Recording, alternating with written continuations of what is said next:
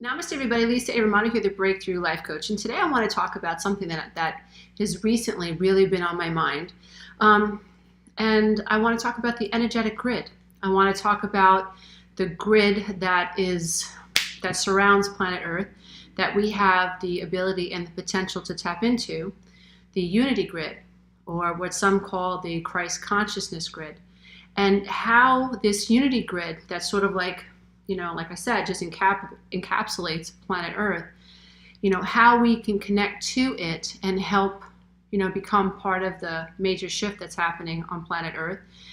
And what and how codependency and narcissistic abuse syndrome, how emotional neglect, how childhood programming, how addictions, how all sorts of self-sabotaging disease processes, that are mental, emotional, psychological, spiritual, and eventually become physical manifestations of what I think are lack energies and dark energies, how all of this, taps into or is associated with this unity consciousness and this unity grid.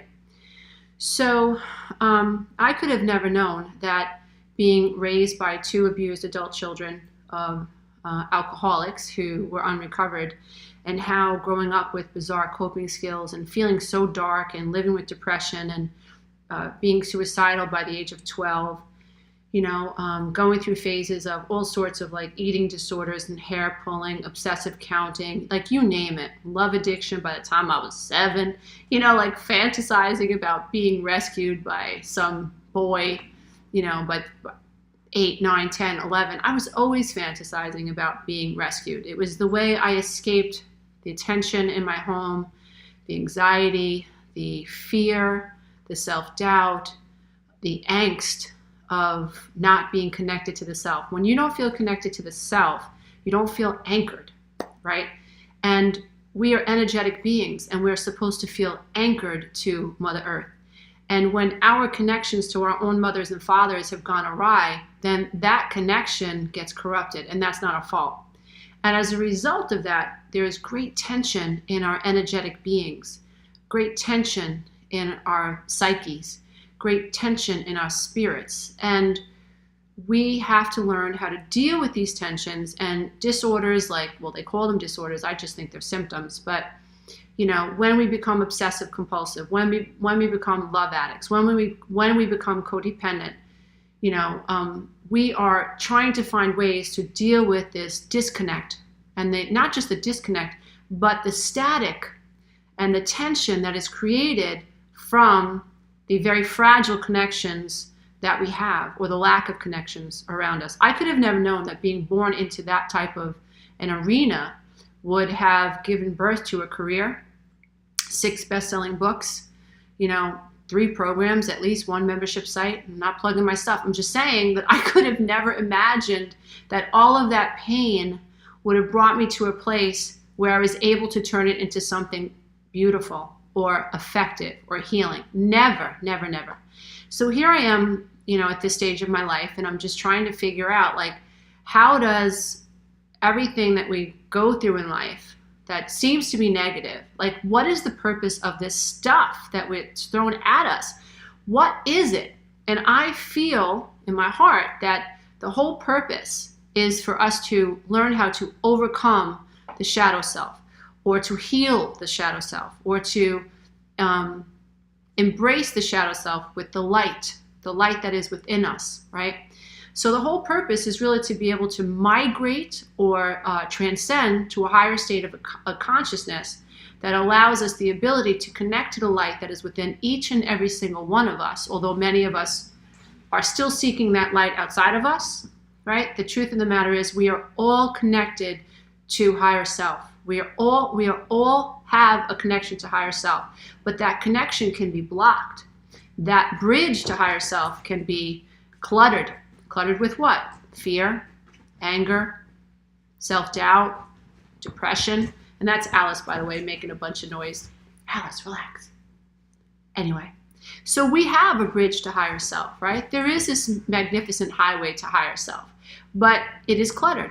And when we have a very limited linear view of ourselves and we are identifying with our pain, then we lose the ability to observe the pain. And that's when we get stuck. And that's when we spiral into abysses, literal abysses within our own selves. So here is higher self, but negative childhood experiences, childhood programming, narcissistic abuse. And what's the purpose of narcissistic abuse anyway?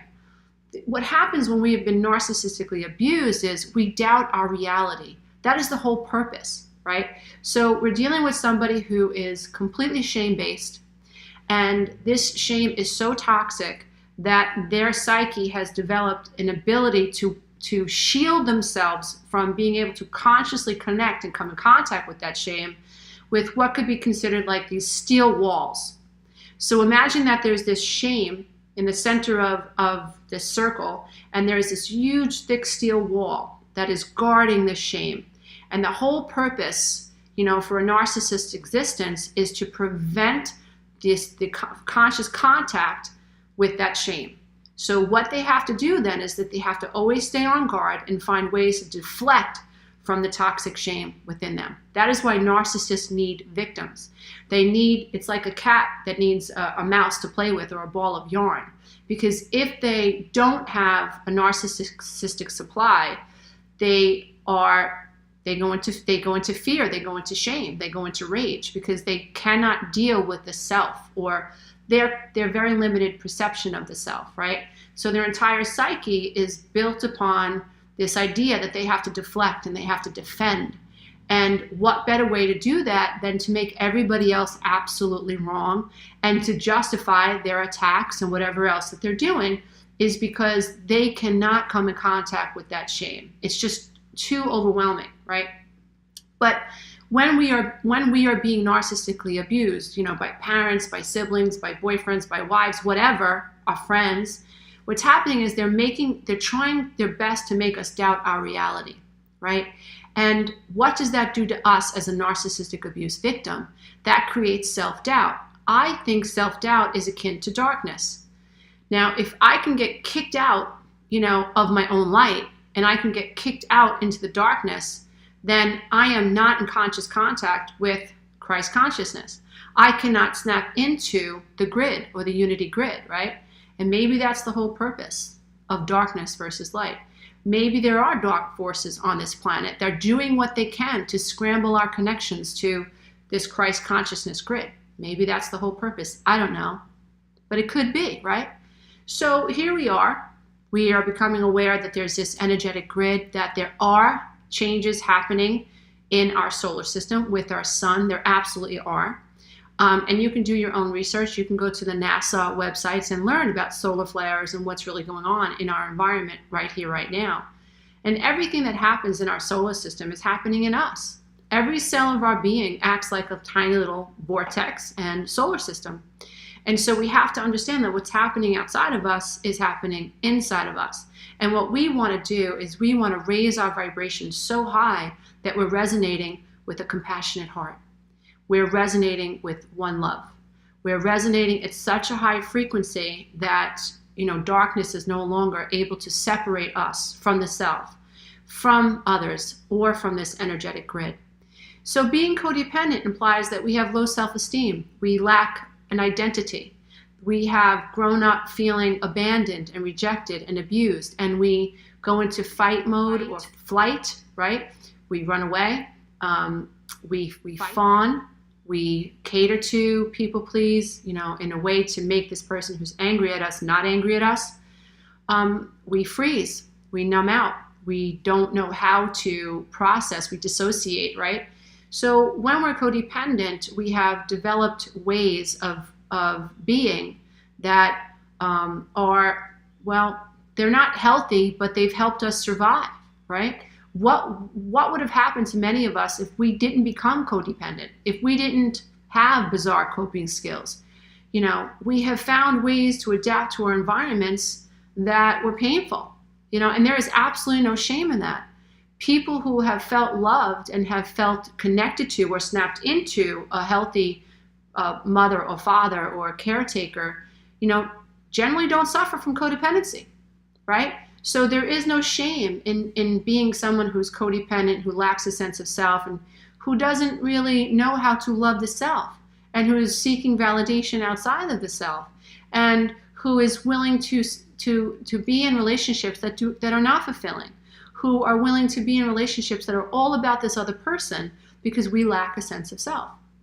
So as codependents, our job is to learn how to snap into this energetic grid, right, outside of us. But in order to do that, we have to first learn to connect to the heart space within us. So that means we have to do our work. We have to confront the belief systems because we're psychological. We're not just vibrational, you know? Spiritual work has to include psychological work, right? Because we have to appreciate that we have been wired, right, to not see the self. And it's also proven that human beings are wired to see the glass as half empty because we are wired for survival, right? But what we're trying to do is we're trying to evolve consciously. So we've got to find ways to calm down our amygdala. We've got to find ways to live with compassion for not just ourselves, but for all beings. We have to decide to look at the world through the eyes of compassion. Otherwise, we're not going to survive. We'll stay stuck. We'll stay angry. Our chakra systems will block. We won't be able to flow love and abundance into our families, into our children, into our businesses, into our careers, onto the planet, to our animals, and to Gaia, right? So the goal really is for human beings to live with a compassionate heart. So before we can help anyone else, right, in terms of being narcissistic abuse survivors, in terms of being children of alcoholics or narcissists or sexual abuse survivors, whatever, people who have suffered from addiction and, don't believe that they have any self-worth, who suffer from self-doubt, the whole purpose is to overcome these self-limiting ideas so that we can connect with the Christ consciousness within us, so that we can connect with the divine heart within us. And once we find that amazing connection, that psychological, emotional, spiritual, and vibrational connection within us, once we can know that we can connect to the higher self within us, and we can heal these negative thought forms that have been programmed into us. And it's a journey. It doesn't happen overnight, right? We learn through repetition, observation, and consistency, and that's the way we unlearn. So anybody that gives you this idea that you can heal from narcissistic abuse or sexual abuse or codependency like that isn't giving you the right information. You might have an aha moment or two, but these ideas have to be reinforced over and over and over. And that's one of the reasons that with the work that I do, I combine them with meditations, because I understand the value of having information, given to us in various forms. It just increases our chances of mapping the brain properly versus improperly. So as we heal from narcissistic abuse and codependency and alike, I think it will help, I know it's helping me, understand that it's much bigger than we think. When we're approaching narcissistic abuse from the ego or from a linear perspective, we think very small. We think it's this narcissist or that experience or this experience, where on a global level, it's really a battle between light and dark. It's really a battle between fear and love.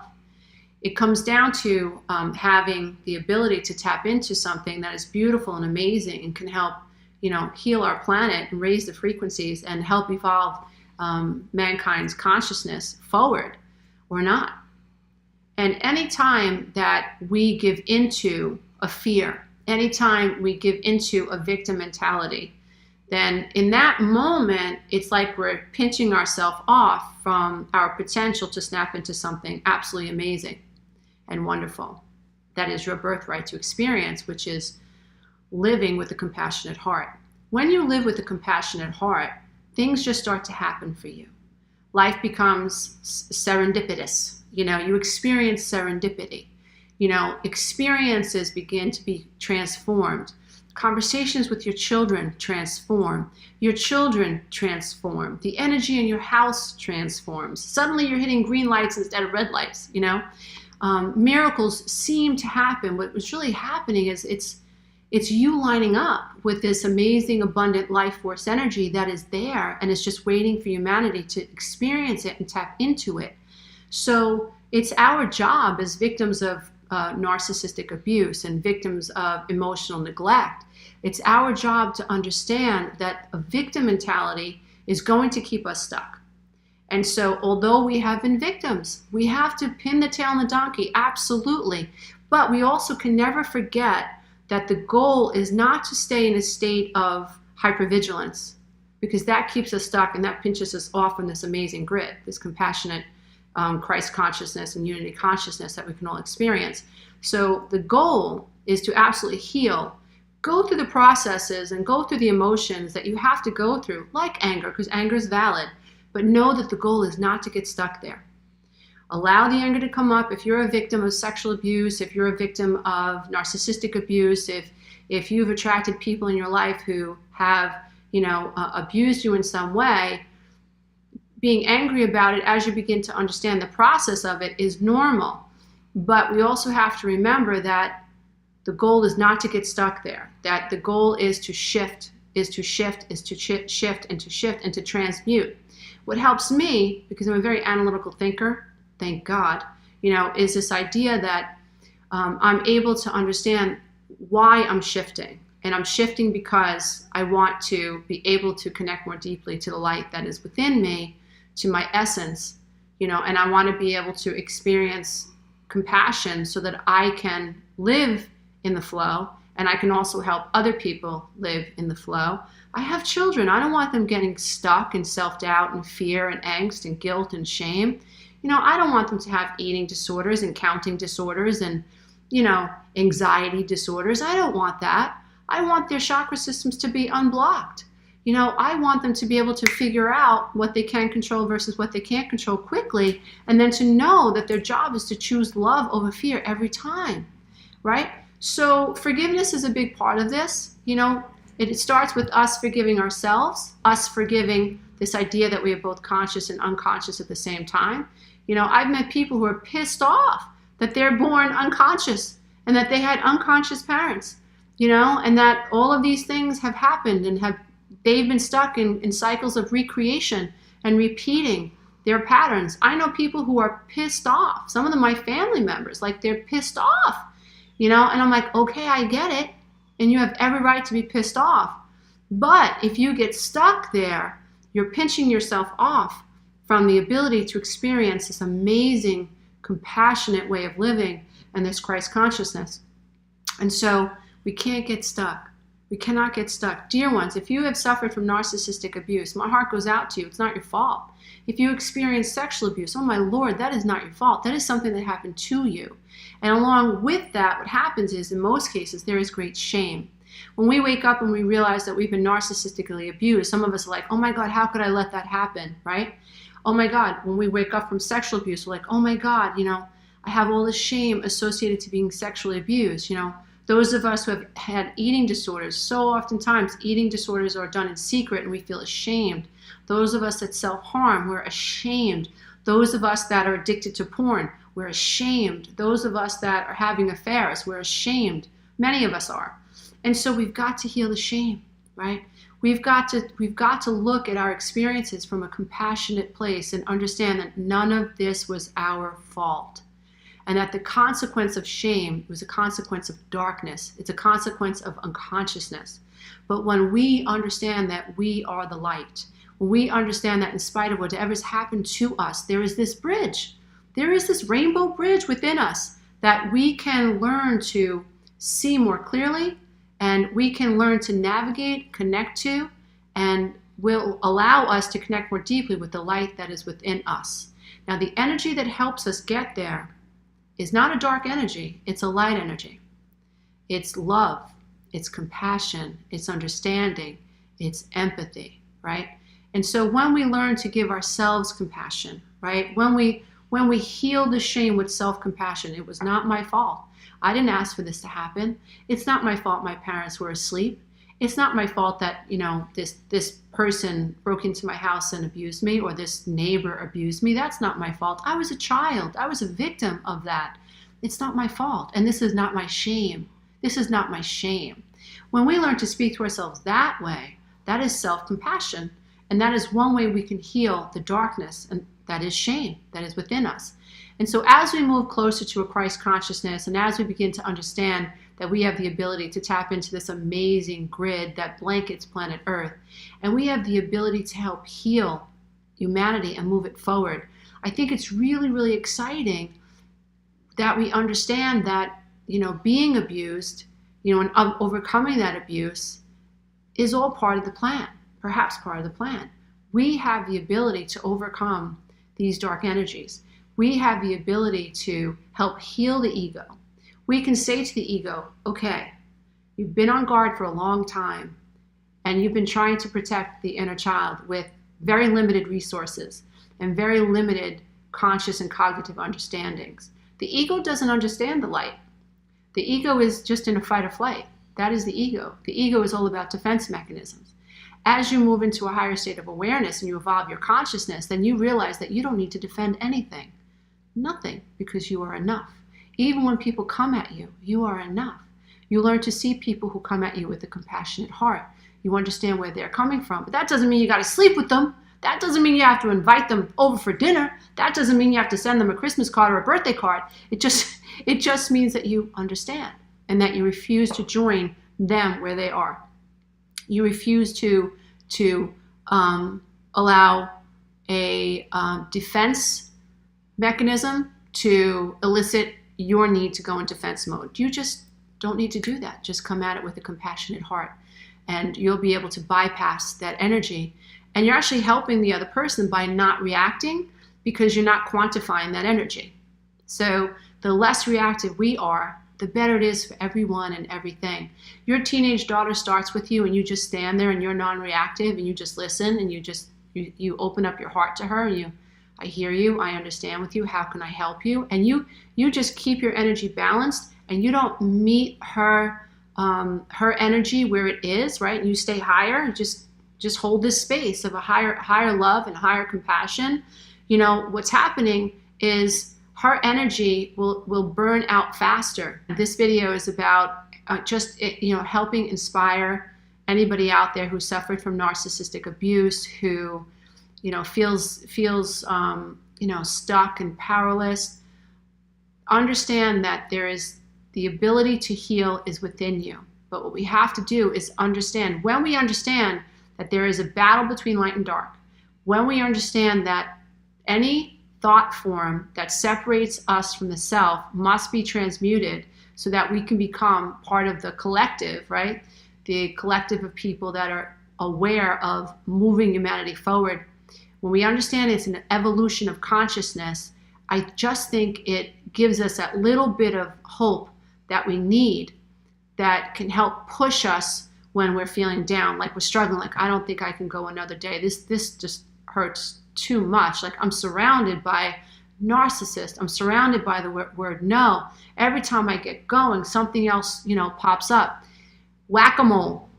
Whack-a-mole. You know that game, like whack-a-mole? As things come up to you just look at it and figure out, what do I need to transcend here? And how can seeing this with a compassionate heart help me let go so I don't get stuck at this level, so that whatever's coming at me doesn't pull me down, so that I can continue to snap into this amazing unity grid and experience abundance in my life. Every single one of us has been created so that we can experience abundance. But when we live in lack, when we live in fear, when we live in anger, we can't experience that abundance, right? If we look at our lives and we see abundance, that is evidence that we are sowing energy towards love and compassion. It's beautiful. And the more you take on that opinion, right? The other day, I was walking Alice in a town near our house, and there was this elderly man, and he was obviously struggling with being able to step up on a curb. And Alice is a pretty big dog, and I know that she can be intimidating, but I took the shot anyway. So I went over to this elderly man. I extended my hand. I said, may I help you come up on that curb? It looks like you're struggling a little bit. And he was a little awkward with me. He goes, no, I'm okay. I think he was afraid of Alice, actually. But I said, okay, no problem. On the same walk, there was somebody who was in a wheelchair, and he wasn't making his way to the curb, and it's a very, very crowded town. And so as I was walking Alice across the street, I said to him, would you like me to like stop the flow of traffic so you can get by? You know, and he's like, no, I'm going to wait a little bit. I said, okay. And then we had a nice conversation about the dog both times. And the reason I'm sharing this is because, you know, in those two instances, and I'm not patting myself on the back, you guys write me all the time and say you love when I give you analogies. Some people say, oh, she's talking about herself. Whatever. You know, overwhelmingly the feedback that I get from the YouTube community is, Lisa, I love when you use analogies because then it makes me understand, right? So in both these situations, dear one, what I was doing was I was sowing a seed of compassion. Now, it doesn't matter if the person on the end of that accepts it or not. What matters is that I've sowed that seed of compassion. I didn't know these two people. It doesn't matter.